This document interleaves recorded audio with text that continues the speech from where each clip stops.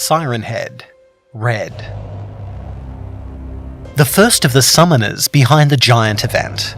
This Siren Head, along with 3 others, is responsible for the major incident that almost exposed everything. Each of these creatures are vastly different from the Siren Head in our archives. Red Siren Head is the focus of this report. Similar to the Siren Head we've already introduced, Red is a tall, gangly creature. Unlike the known variant, Red is a bright crimson red. Its body is crisscrossed with veins that constantly drip blood. Even the sirens that make up its head are thickly webbed with these veins. Testing the blood has revealed that its source was human. Red Siren Head isn't like its brown counterpart. Another major difference between brown and red is that Red Siren Head is much more aggressive when it comes to attacking humans, to the point of being willing to do so in public places. Brown is much more reactionary. It will kill and consume whoever stumbles across its hunting grounds, but it rarely ventures out of those areas. Red is not at all reactionary. When it has exhausted the prey in one area, it will make its way to another in search of more victims. It tends to favour hospitals and clinics, focusing its attacks on those who have recovered and are about to leave the facility's care. When hunting, it will sound its siren, and whoever hears it will lose vitality and grow ill.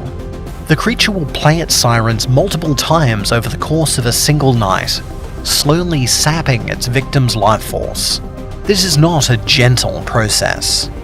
Its ability to disguise itself is much greater than that of the brown Siren Head. Red can shift completely into a normal microphone and perfectly blend into its surroundings, allowing its victims to approach, unaware of its malicious intentions.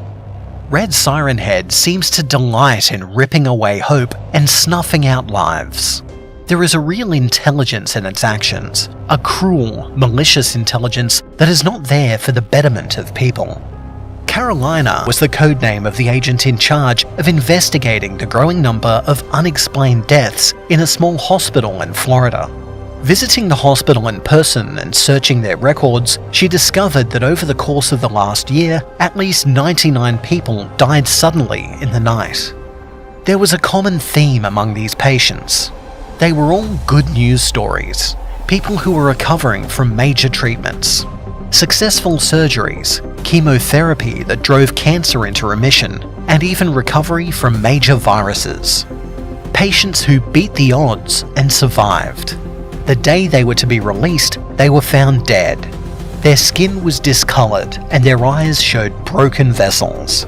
It was an unsettling sight for the hospital staff to walk into a room to find their patient dead, their eyes open and bloody red, leaking as though they were crying tears of blood. For Carolina, a cancer survivor herself, this was inexcusable. It was clear that whatever was happening, it was occurring at night. So she had the hospital evacuated and all its patients moved to another location, using renovations to hospital equipment as an excuse. To be fair, she wasn't lying. Carolina used her influence as a highly ranked agent to have the hospital's equipment updated for real. It was a testament to her resourcefulness that the hospital was emptied and the patients relocated so quickly, giving her time to check over every corner and to peer into every vent. She was convinced that these kills were caused by an anomalous creature or item. That was when Red Siren Head began to manifest. She had provoked it by taking away its food supply. While it didn't do so right away, soon enough, the monster targeted Carolina directly. Her body cam picked up the sound of faint voices in the distance. Voices that Carolina recognized with annoyance. Her becoming emotional may have been her fatal mistake, allowing Red Siren Head an avenue of attack. Over the course of the night, as Carolina hunted the creature hunted her. Reviewing her body cam footage, you can see things moving just out of the range of sight. A suggestion of movement not quite captured. It attracted Carolina's attention and, even though she was armed, she wasn't prepared for the sudden, bone-weary exhaustion that hit her as the vitality was drained from her body. All the while, the sirens were growing louder and louder. On the roof, where the creature had lured the agent, Red Siren Head fully manifested itself before her. To her credit, Carolina fought hard, using all of her training to good effect. But she had made a critical error in allowing the creature to influence her and break her calm. It cost her her life. Her fight also revealed something crucial that we had never been able to prove in the past. Those seemingly untouchable siren heads? They can be injured, wounded. And if that's true, they can be killed. But not this time. Luck was not on Agent Carolina's side. Red Siren Head grabbed the exhausted agent and blasted her with its siren at point-blank range.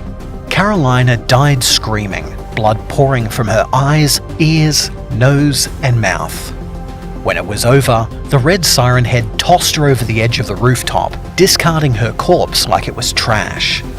As it peered over the roof's edge, something triggered in Red Siren Head, causing it to jerk and grow even larger. The sirens on its head bulged in full sight of Carolina's body cam that was still recording. Red Siren Head oriented itself to the northwest and blew its siren louder than ever before. Loud enough that the whole building beneath it shook. And it was answered by 3 other different sirens in the distance.